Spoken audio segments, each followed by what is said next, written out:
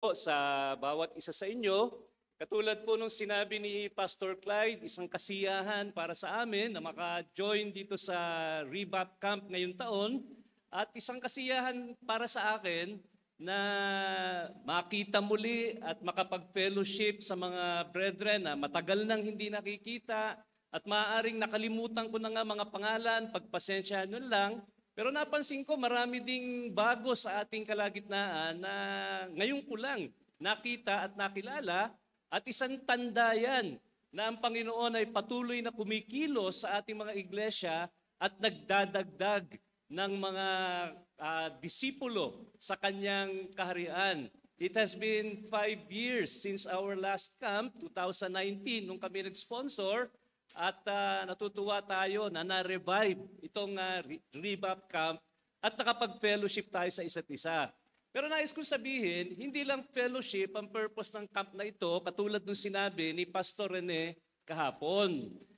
Bagaman na masaya tayo, naging mabunga ang pagkilala natin sa isa't isa at pagbuhay muli ng mga ugnayan natin, ang primary purpose ng camp na ito ay upang pagyamanin at turuan tayo sa buhay natin ng panalangin. At kung marami man tayong nakilala dito sa camp na ito, nakapag-enjoy tayo, pagkatapos hindi pa rin nabago ang ating prayer life, isa sa mga objective ay bigong narating. So just remember, as you listen to each message, the purpose is to help us to grow in our prayer lives, and even the most prayerful man or woman among us in this room has room to grow pa rin pagdating sa prayer life natin. So I hope ma-enrich ang prayer life natin sa pamamagitan ng mga message na naririnig natin sa camp na ito. Ngayon, ang naka-assign po sa akin ay verse 11 ng Matthew chapter 6. Pero basahin muli natin ang Matthew chapter 6. Buksan natin mga Biblia natin, verse 9 hanggang sa verse 13. Sabi po ni Jesus, kausap niya ang kanyang mga disipulo, pray then in this way, Our Father who is in heaven, hallowed be your name, your kingdom come, your will be done on earth as it is in heaven. Give us this day our daily bread, and forgive us our debts, as we also have forgiven our debtors. And do not lead us into temptation, but deliver us from evil or from the evil one. Tayo po muna ay manalangin sa ating pagsimula. Let's pray.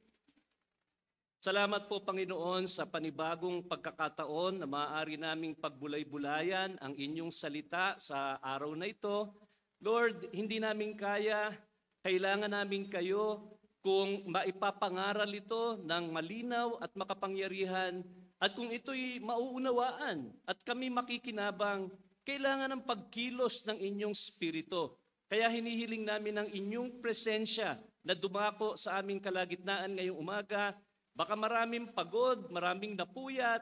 Lord, gisingin niyo aming mga isip at puso na makinabang kami at hindi maaksaya ang panahon na ginugugol namin sa inyong salita. Ito po'y aming dalangin sa pangalan ni Jesus. Amen.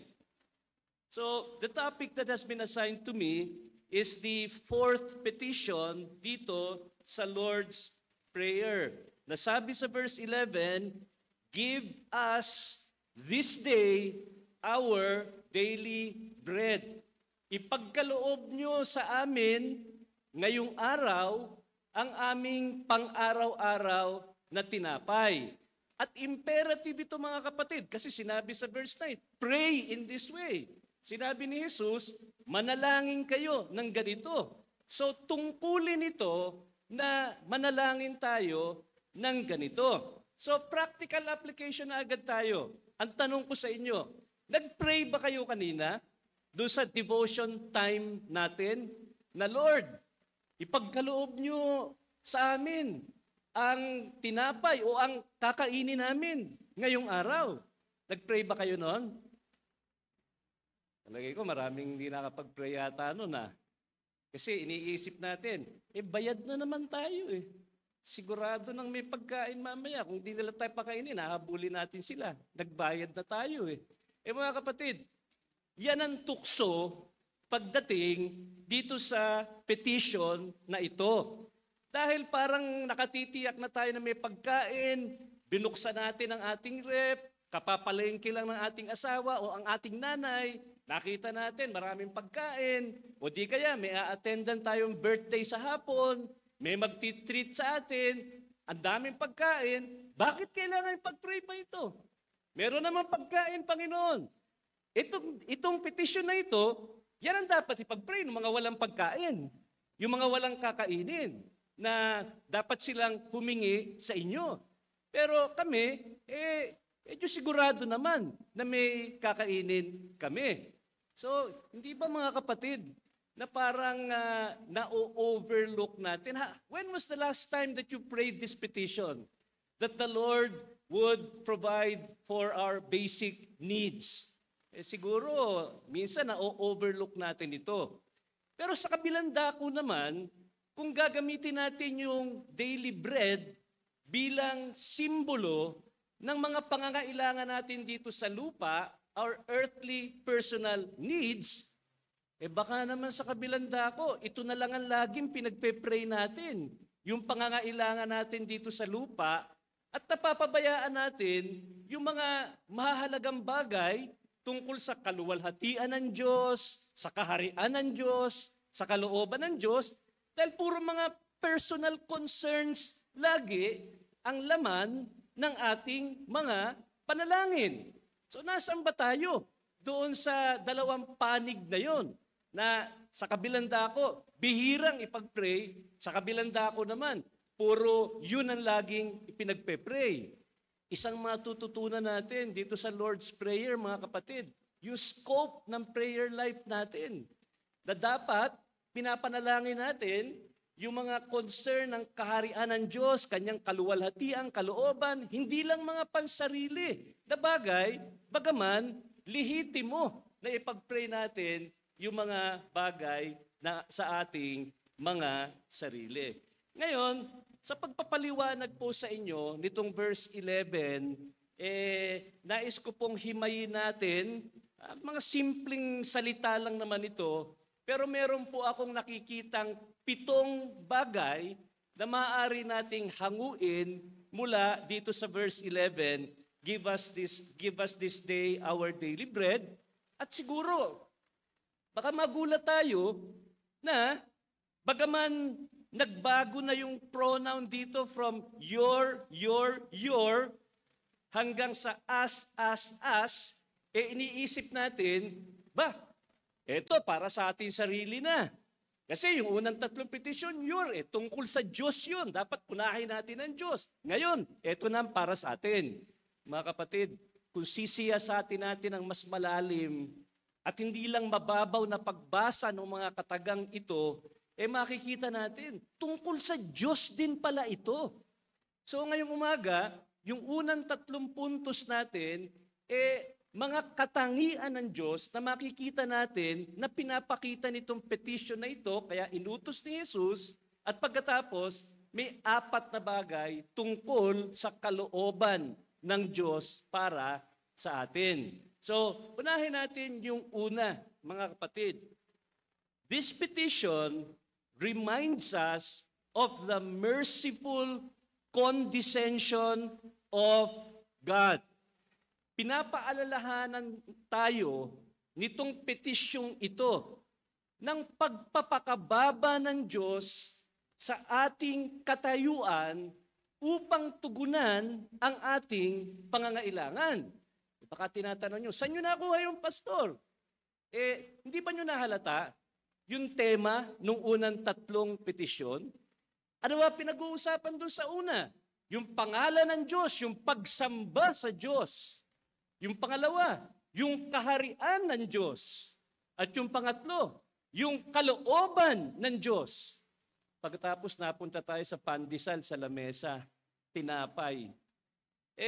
Hindi ba mga kapatid, pag medyo dakila na o mataas na yung pwesto ng isang manager o isang tao sa kanyang pangangasiwa, hindi na niya halos napapansin yung mga maliliit na detalye. iniiwan na lang niya yan doon sa mga mas mababa. Pero ang Diyos, hindi lang siya concerned para sa kanyang kabanalan ng pangalan niya, sa kanyang pagsamba, sa kanyang kaharian at sa kanyang kalooban, concerned din siya sa pagkain sa ating lamesa. Yung basic need natin. Bumababa siya sa ganong level. At alam niyo mga kapatid, yan ang katangian ng Diyos natin. Kung titingnan nyo, yung kasaysayan ng pagkilos ng Diyos sa kanyang mga tao, sa gitna ng kanyang mga tao, magmula ng lumang tipan, magmula nung kay Adan. Diba, nakita natin nung nagkasala si Adan at nagtago siya sa Panginoon, narinig niya yung mga yapak ng Panginoon na hinahanap siya. Pwede ba nating ipagpalagay na bago nagkasala si Adan, malapit ang kanilang pagsasalamuha sa isa't isa, na ang Diyos, bagaman siya lumikha ng langit at lupa at siya lumikha kay Adan at Eva, malapit siya pagdating sa fellowship niya kay Adan. Kung umabante pa tayo sa kasaysayan ng Biblia, makikita natin, di ba, nung panahon ni Moises na nag-utos ang Diyos na lumikha sila ng isang tolda? Para saan yung tolda na yun? Para bumaba ang Diyos at makasama niya ang kanyang mga tao sa kanyang presensya.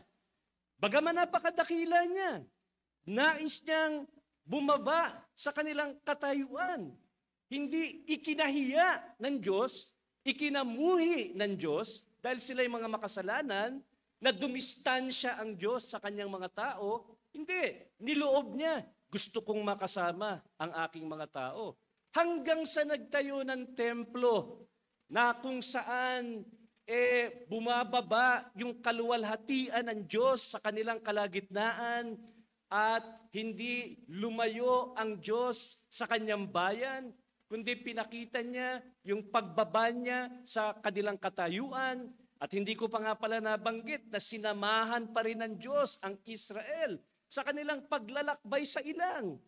Di ba siya yung nag-ingat? Siya yung sumama sa kanila habang sila'y naglalakbay sa gitna ng maraming mga hamon.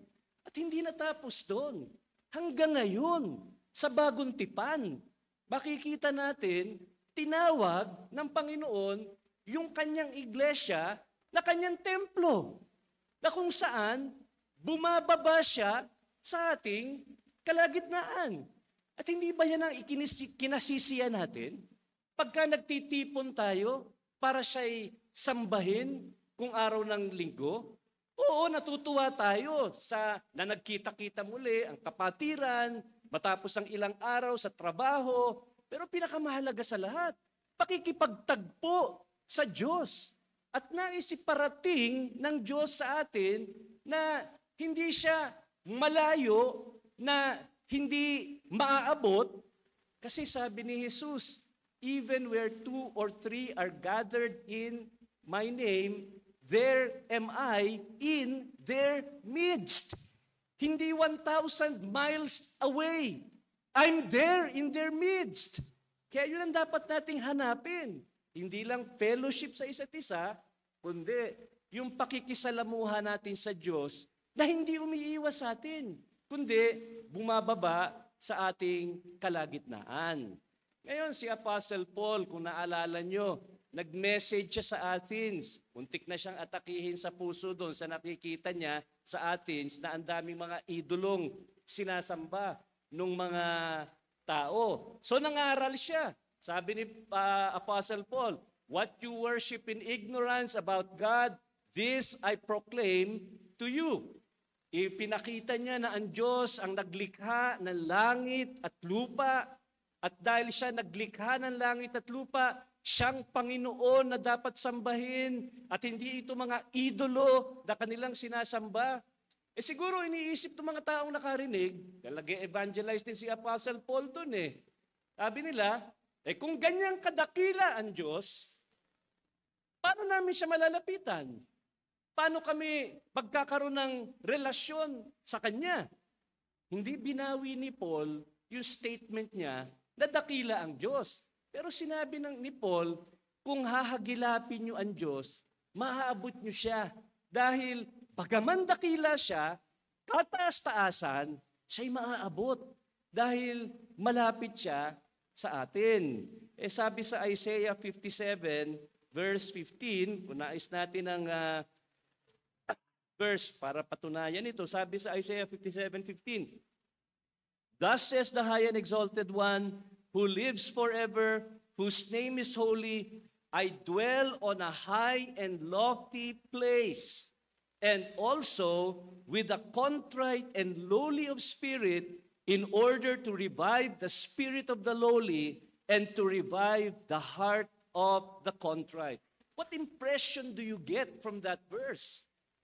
Bagaman napaka-taas ng katayuan at kalagayan ng Diyos, dadalawin ko yung mga mapagkumbaban loob, yung mga naghahanap ng aliw, yung mga nanginginig sa aking salita. Dadalawin ko sila ng aking presensya.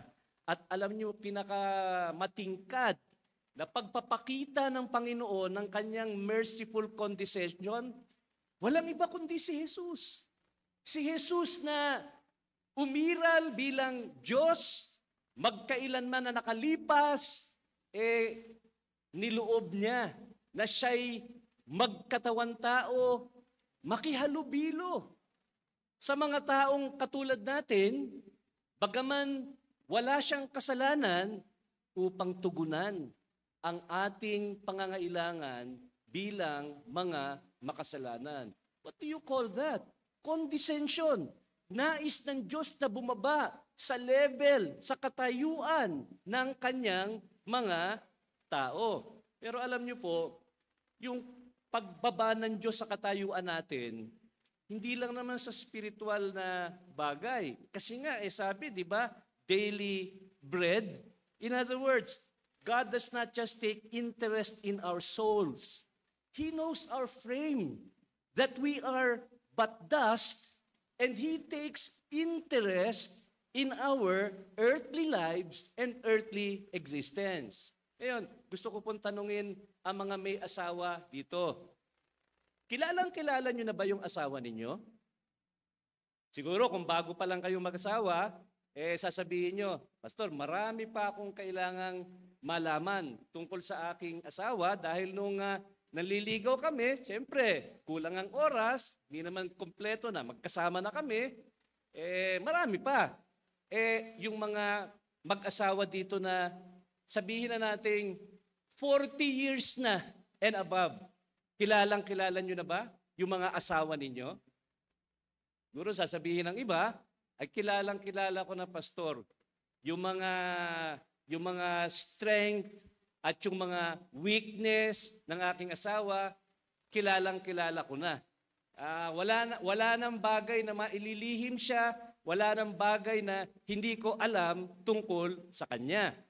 Pero itanong ko sa inyo, alam ba nyo kung ilan ang bilang ng buhok ng inyong asawa?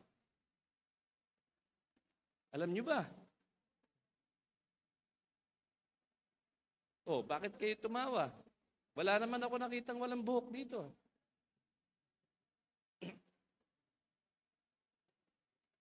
Alam niyo kung bakit tinanong ko yon? Kasi sinabi sa Luke 12 and verse 7, even the very hairs of your head are numbered. Walang dahilan para sabihin natin, hindi nakikita ng Diyos ang aking sitwasyon sapagkat siya'y napakataas na napakalayo ng distansya namin na hindi niya alam ang nangyayari sa buhay ko. Alam niya. Alam nga niya bilang ng buhok mo At sinabi niya, mas mahalaga ka pa kaysa sa mga ibon na nakikita mo sa paligid. Kaya mga kapatid, wala tayong dahilan para mawala ng tiwala sa Diyos. Kung meron tayong isang nakikitang napakatingkad na katangian ng Diyos sa give us this day our daily bread, nakikita natin, kahit na yung daily bread natin, interesado ang Diyos. Hindi tayo pababayaan ng Diyos Doon sa mga maliliit na bagay na iniisip natin, hindi na napapansin ng Diyos ito kasi napakaliit. Hindi. Kahit yung tinapay sa lamesa, napapansin niya. At sinabi niya, give us this day our daily bread. So mga kapatid, purihin natin ang Diyos. Na gano'n ang Diyos, bumaba sa ating katayuan, pinagkakaloob sa atin ang tinapay na kailangan natin. At kung tutusin, hindi nga karapat dapat Dapat nga lumayo ang Diyos sa atin dahil mga makasalanan tayo, pero nalugod ang Diyos. Na sabihin, give us this day our daily bread. Pero may pangalawang bagay tayong matututunan sa Diyos. Aside from His merciful condescension, this petition also reminds us of the liberal benevolence of God. Yung kasaganaan ng kanyang kagandahang loob sa mga tao. Paano nagsimula itong petition na ito? Give. Magbigay. Give. Bigyan niyo ako. Bigyan niyo kami. Hihingi ka ba sa isang tao na hindi kilalang nagbibigay? Mati-discourage kang humingi sa tao na yon.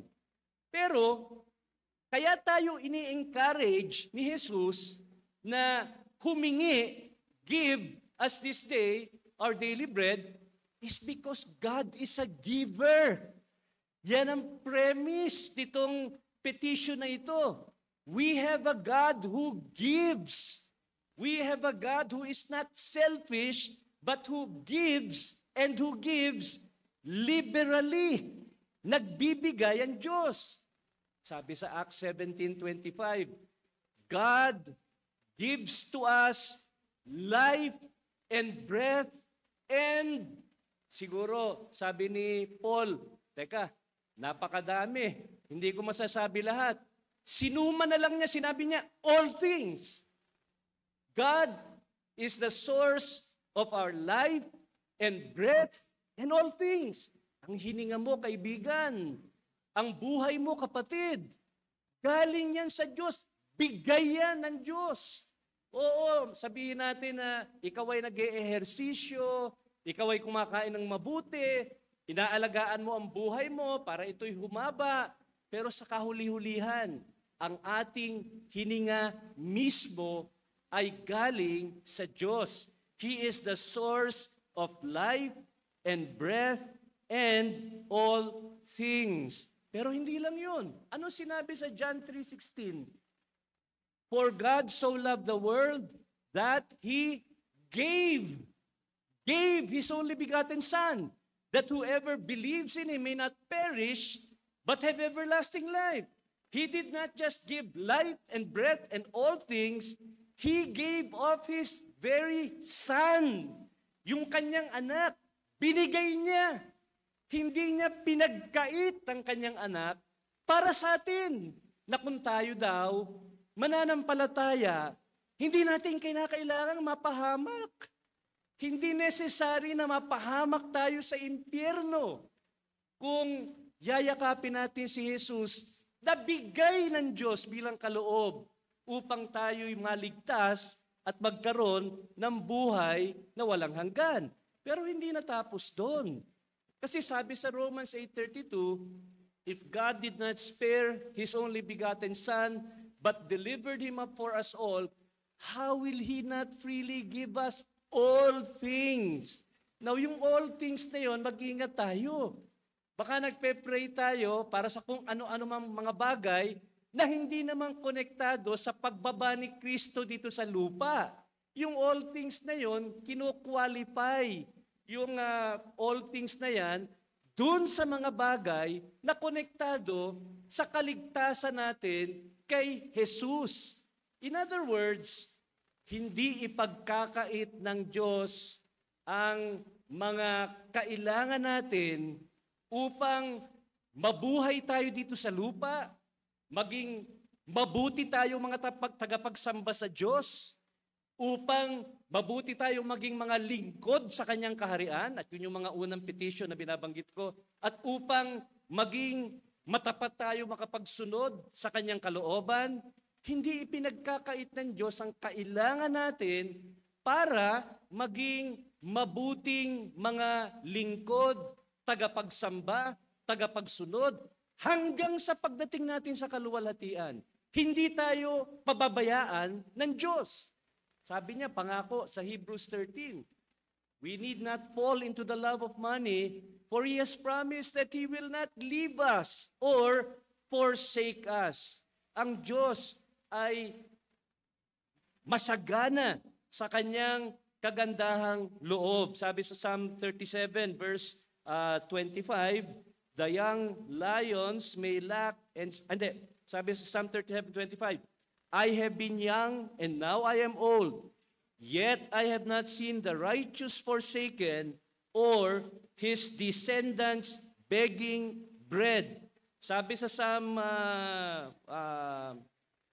34:10, the young lions do lack and suffer hunger, but they who seek the Lord shall not be in want of any good thing. Because of these promises, my dear brethren, we must come to God unhesitatingly to ask for our earthly needs.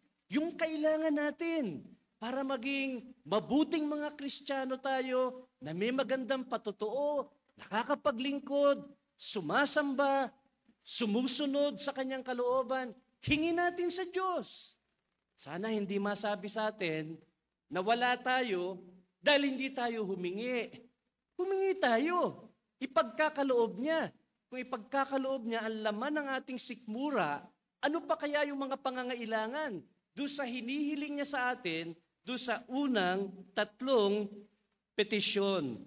God will so provide that there is no reason for anxiety, there is no reason for complaining, there is no reason to envy the world, because we have a God who is a provider, a God who is a giver.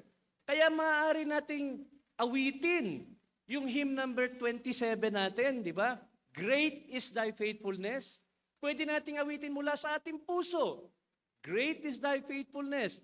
Morning by morning, day by day, new mercies we see. All I have needed, thy hand hath provided. Great is thy faithfulness, Lord, unto me. At meron pang isang awit kami na inaawit sa church namin, when all thy mercies, O my God, my rising soul surveys, transported with the view I'm lost, in wonder, love, and praise. Dakila ang Diyos. Dakila ang Diyos sa pagbaba niya sa ating katayuan. Dakila ang Diyos sa kagandahan loob na pinapakita niya sa bawat isa sa atin. Pero may pangatlong bagay tungkol sa Diyos na maaari nating makita. Not just merciful and loving condescension, not just liberal benevolence, na pwede nating sabihin give, pero pinapaalalahanan din tayo. This petition reminds us of the limitless capacity of our God.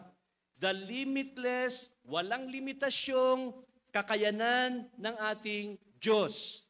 Alam niyo dito sa lupa, may mga tao namang mapagbigay. Pag ikaw ay nagipit, humingi ka ng tulong sa taong yun, binigyan ka.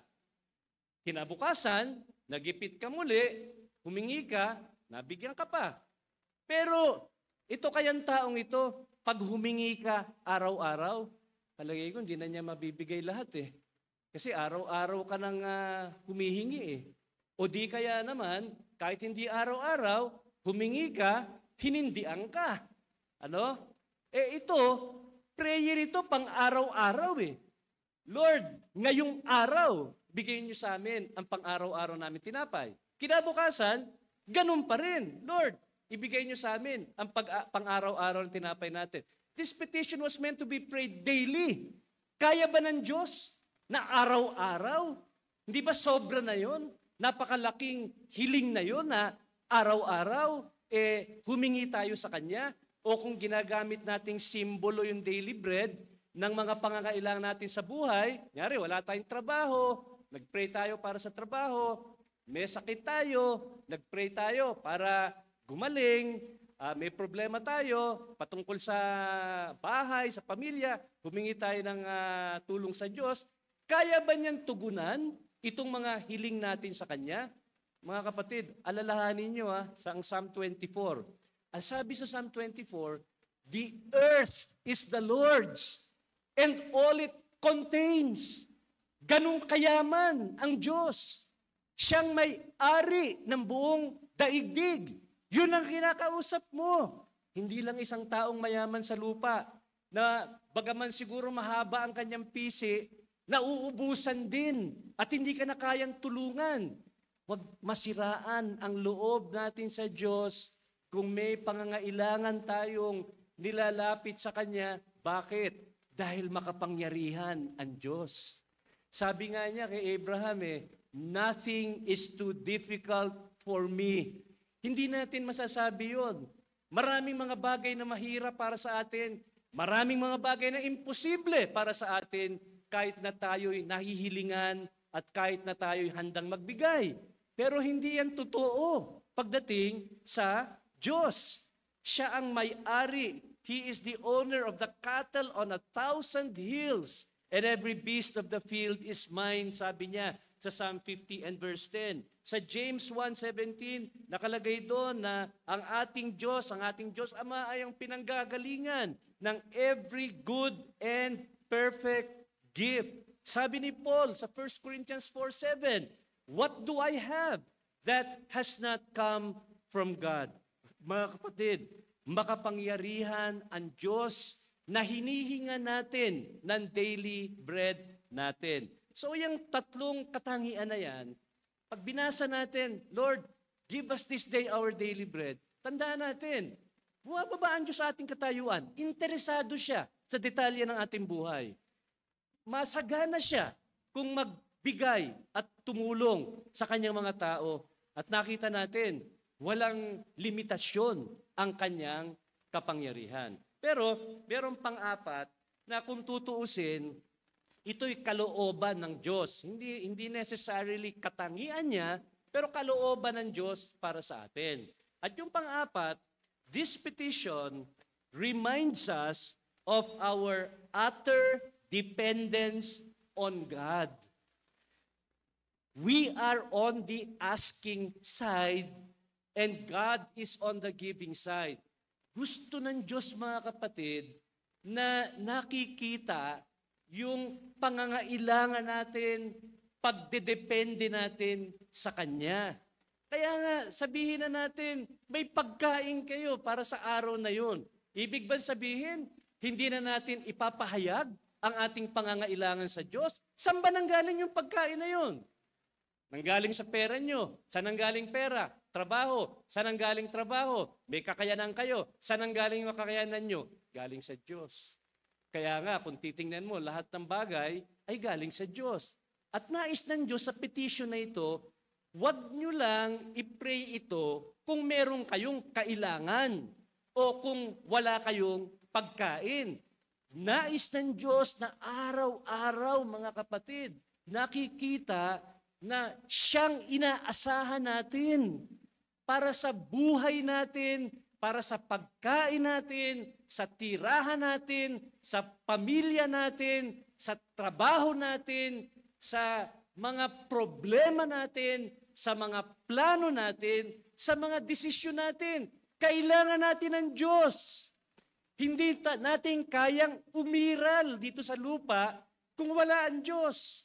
Wala tayo. Without Him, we can do nothing. Sabi sa John chapter 15. So, this petition implies a posture of dependence on God and nais niya na ipahayag natin, i-express natin yung dependence na yon sa prayer. Hindi lang na alam natin na kailangan natin siya, ngunit ipahayag natin. Kasi alam niyo mga kapatid, kung hindi natin ipahayag yan, tanda yan ng pride at self-sufficiency. Na parang sinasabi natin, kaya kong mabuhay ng araw na ito na wala ang Panginoon. Kahapon, di naman ako nag-pray. Buhay pa naman ako. Napakamapanganib na attitude yan, mga kapatid.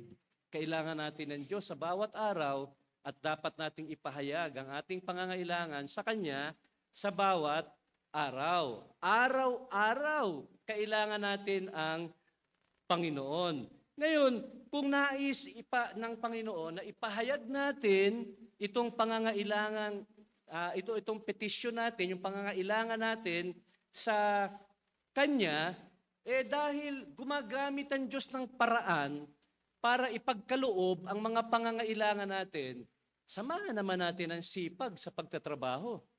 Baka naman hingi tayo ng hingi ng pagkain, hingi tayo ng hingi ng pangangailangan natin, tamad naman tayo.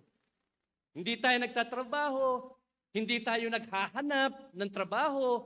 Anong sabi ni Paul doon sa mga Thessalonians, sa 2 Thessalonians 3? If anyone does not want to work, let him not eat. Huwag niyong bigyan ng tinapay kung ayaw magtrabaho.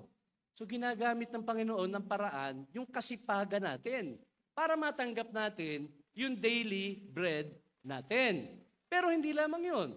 Kung ipinapahayag natin ang ating pangangailangan at ito'y pinagkaloob ng Diyos sa atin, samahan nyo naman ang pasasalamat. Kasi binigay eh. Minsan, ang bilis nating humingi. Nakalimutang magpasalamat sa Diyos. Kung sinimulan mo yung araw, Lord, give us this day our daily bread. Pagkaloob nyo sa akin ang kailangan ko sa araw na ito. Sa pagtatapos ng araw, Lord, salamat dun sa binigay nyong pagkain. Salamat po sa binigay nyong lakas. At Lord, salamat buhay pa ako ngayong araw na ito. Huwag nating kalimutan yon. Mga kapatid, kung araw-araw tayo humihingi, dapat araw-araw tayong magpasalamat. At hindi lang yun. Kung tayo'y humingi at tayo'y pinagkalooban ng Diyos, kung ano yung kailangan natin, huwag tayong magreklamo kung ano yung binigay sa atin. Kasi yun yung sakit ng Israel noon sa ilang. Binigyan sila ng Diyos ng pagkain. Nagre-reklamo sila. Nagsawa na raw sila sa pagkain. Mas masarap daw yung kinakain nila nung nasa ilalim pa sila ng pagkakabihag sa Ehipto. Sana wala dito na nagsasabi, parang mas maganda ang buhay ko nung hindi pa ako Kristiyano. Na-enjoy ko to, na-enjoy ko yan, pero ngayon naghihirap ako. Mga kapatid, may kalooban ng Diyos at may layunin ng Diyos para sa lahat ng bagay, pero hindi dahilan para sa atin na magreklamo, umungol sa binibigay ng Diyos sa atin, kundi makita yung pagiging kontento natin sa binibigay ng Diyos para sa atin. At di tayo nagre-reklamo, hindi tayo naiinggit sa iba, at kung anong binigay ng Diyos sa atin, pangalagaan po natin kung ano ang bigay ng Diyos. So yun po ang number 4 pagdating dito. Ngayon, number 5, again, yung last 4 natin tungkol sa kalooban ng Diyos. So, kalooban ng Diyos na ipahayag natin yung pangangailangan natin sa Kanya. Pero panlima, this petition reminds us also to pray for that which is truly essential to life. Nakita niyo ba yung salita? Hindi sinabi diyan, give us this day our daily steak. Di ba? Hindi naman yun eh. Give us this day our daily lechon. Give us this day our daily feast. Katulad ng mayaman sa parable ni Jesus na araw-araw, piyesta, ang daming pagkain. Bread lang eh. Yung bread, hindi nga bread dito sa atin, di ba? Rice, ang staple natin. Give us this day our daily rice. Rice is life dito, di ba? Except kung may diabetes po kayo, hindi na rice is life. Baka rice is death na yon. Kaya magbawas-bawas tayo. Pero hindi lang rice is life. Alam ko kay Pastor Maramara, coffee is life. No? Pero ang punto nito, hindi yung mga luxury ang pinagpe-pray natin. Kasi may narinig ako, no? Ewan ko kung totoo to. Kasi may narinig ako, may mga tao daw, hindi sa Reformed Baptist o sa ibang grupo, na meron silang dream na kotse, magkaroon sila ng kotse na yon, o may dream sila na bahay, na magkaroon, kukunin nila ng picture. Pagkatapos, ididikit nila sa kanilang pader at hihingi nila, Lord, pagkaloob mo naman sa akin itong bagong modelong kotse na ito ang ganda. O kaya ito, panaginip ko na maging ganitong bahay natin, ang bahay namin. Ipagkaloob mo nga ito. Sana wala namang ganun dito sa atin. Alam niyo kung bakit? Kasi sabi sa 1 Timothy, with food and shelter, we shall be content. Kaya dapat, hindi tayo nakasimangot, kung hindi tayo naging mayaman dito sa lupa, hindi natin nakamit yung panaginip nating tahanan o yung panaginip nating sasakyan, bakit di tayo dapat magreklamo o magalit? Dapat makontento na raw tayo kung may pagkain at kung merong tirahan, merong damit, dapat masaya na. Dahil nag-provide ang Lord para sa buhay. In fact, sabi sa 1 Timothy 6, those who want to get rich fall into a snare. At marami sa mga naghangad na yumaman, napahamak mga kapatid. Napahamak dahil sa kayamanan. Naalala niyo ba yung sinabi ni Jesus sa mga apostol niya? It is very difficult for a rich man to enter heaven. Because there's always the lure and the temptation of trusting in money, trusting in riches to carry you in life. Ayaw ng Diyos na pera ang ating idolo o Diyos. Gusto niya na tayo'y umaasa at nagdedepende sa Kanya.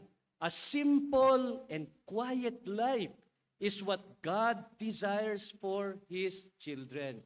Kaya wag niyong gamiting mga role model, Elon Musk, yung mga mayayaman dito sa mundo. Sana maging ganun ako. Hindi ko naman kinokondem kung mayaman kayo.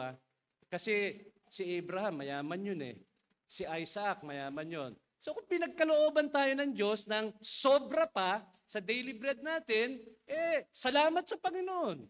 Pero kung hindi naman, hindi rason yun para magreklamo at hindi rason para ipanalangin natin, Lord, gawin mo akong katulad niya. Kasi dami niyang pera, dami niyang ari-arian. Hindi, makontento na raw kayo kung ano yung binigay ng Diyos sa inyo. Simpleng buhay lang tayo, mga kapatid.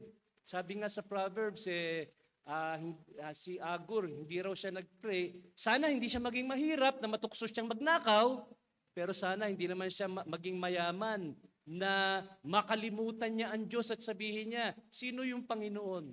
Dahil nagtiwala na siya sa kanyang kayamanan. So, this petition reminds us to pray for that which is truly essential to life.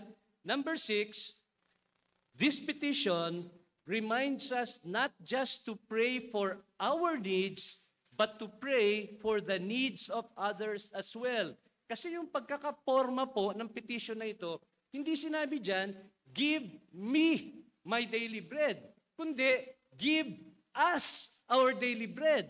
It comes with a corporate sense na hindi lang yung need natin, iniisip natin, yung need ng kapatid. Kailangan niya nitong bagay na ito. Pag-pray ko rin siya. At kung may kakayanan naman akong tumulong sa kanya, tutulungan ko yung aking kapatid. Give us what we need bilang mga magkakapatid sa Panginoon, bilang isang iglesia. Acts 20:34-35, ang sabi doon, it is better to give than to receive.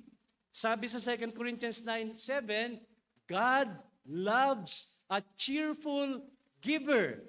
So, let's not be selfish when praying for God to give us our daily bread. Give us, Lord, iniisip ko rin yung mga nasa paligid ko. And lastly, number 7, this petition reminds us, mga kapatid, to live one day at a time. Isa-isang araw lang tayo. Hindi sinabi dyan, give us this day our yearly bread. Hindi ka na kailangan mag-pray nun araw-araw. Isang taon na yung prayer mo yearly bread sinabi, give us this day. Bakit give us this day? Kasi paano mong nalaman na buhay ka pa kinabukasan? Sabi sa Proverbs 27:1, di ba? Do not boast about tomorrow, for you do not know what the day will bring forth. Isa-isang araw lang tayo. Sabi sa Psalm 39, surely man at his best is a mere breath. And that's man at his best. Hindi sinabing man at his worst. But man at his best, hininga ka lang. Isang hininga ka lang. Ano sabi sa James? You are a vapor. Hindi niya kausap doon yung mga nakaratay sa higaan na may terminal na sickness. Talagang sasabihin natin, yan ang vapor. Kasi malapit nang matapos ang kanyang buhay. Hindi. Kausap ng mga negosyante, malalakas, maraming mga plano para sa kinabukasan. Sabi niya, mag-ingat tayo kasi bula ka lang, hamog ka lang, yan ang bumubuo ng iyong pagkatao. Kaya huwag kang magyabang sa kalooban mo. Yung kalooban ng Diyos, ang dapat mong isaalang-alang, hindi kalooban mo. Natutuwa ba kayo doon mga kapatid na dinescribe tayo bilang hamog? Hindi tayo dinescribe bilang mga agila, mga leon, hamog. Nawawala agad. Mahina, marupok. Yan tayo. Kaya mag-ingat tayo na napakalayo ng ating tinitingnan. Hindi natin alam Hindi natin alam kung kailan ang katapusan ng ating buhay. Last year mga kapatid, 6 ang funeral service na sunod-sunod na pinag-preachang ko. Namatay yung tatay ng member, namatay yung nanay ng dating member, namatay yung asawa ng member, namatay yung bata pang anak na lalaki ng member, kapatid ng member, at dating member ng church namin. Halos parehong panahon. Napakalakas na patotoo yan na ang buhay natin ay napakarupok. Kaya dapat isa-isang araw lang. Give us this day. Ngayong araw, Lord. Kalimutan muna natin yung bukas. Bigay niyo sa amin yung kailangan namin ngayong araw. Yung pang-araw-araw naming tinapay. So, mga kapatid, nagpapasalamat tayo sa pangwakas na pinagkakaloob ng Diyos dahil sa kanyang mga katangian, na merciful siya, mercifully condescending God. He is a liberal, benevolent God, a God whose power is limitless. Pinapaalalahanan tayo sa kalooban ng Diyos na dapat nating ipahayag ito sa panalangin, yung pangangailangan natin sa Kanya. At dapat ipag-pray natin yung talagang kailangan lang natin para mabuhay dito sa lupa. At dapat ipag-pray natin yung pangangailangan ng iba at di lang ng ating sarili. At dapat sa petisyong ito, alalahanin natin, tigi-tigi isang araw lang ang bilang natin. Hindi yung pangmahabaan at tiyak na tiyak tayo. So, thank God that we have all that we need in order to worship Him, serve Him, and follow Him until full salvation is realized in glory. Meron tayo. God will provide. That's a promise. That's true. But we must ask. We must ask. We must petition. We must make our needs known because that reveals our trust and our dependence on the Lord. And para sa mga kaibigan natin dito, sisiyahan tayo, naka-join kayo ng camp, baka hindi pa kayo church member, baka first time yung nakarinig ng ganito. Hindi lang tinapay sa lamesa ang kailangan nyo. Ang kailangan nyo yung tinapay na hindi na kayo magugutom at di na kayo mauuhaw. At pinag-uusapan natin yung spiritual na aspeto ng inyong pagkatao. Kailangan nyo yung bread of life. At sino yung bread of life na yun? Walang iba kundi si Jesus. Manampalataya kayo kay Jesus, isuko nyo yung buhay nyo sa Kanya, talikuran nyo yung buhay nyo ng kasalanan, at yakapin nyo siya sa daan ng pananampalataya, at kayo'y pagkakalooban ng buhay na walang hanggan, at kaluwalhatian, kasama ng Diyos sa langit, magpakailanman. Tayo po'y manalangin. Let's pray. Panginoon, salamat po sa petition na ito na give us this day our daily bread at yung mga insight na nahango namin, sana po makita nga sa aming mga buhay na araw-araw nagdedepende kami sa inyo sa pagkakilala namin sa inyo bilang bumababa sa aming katayuan, makapangyarihan sa lahat, at pinagkakaloob ng masagana ang aming mga pangangailangan. Lord, salamat po sa oras na ito, naway makasama namin kayo sa mga susunod pang pagtitipon. Ito'y aming dalangin sa pangalan ni Jesus. Amen.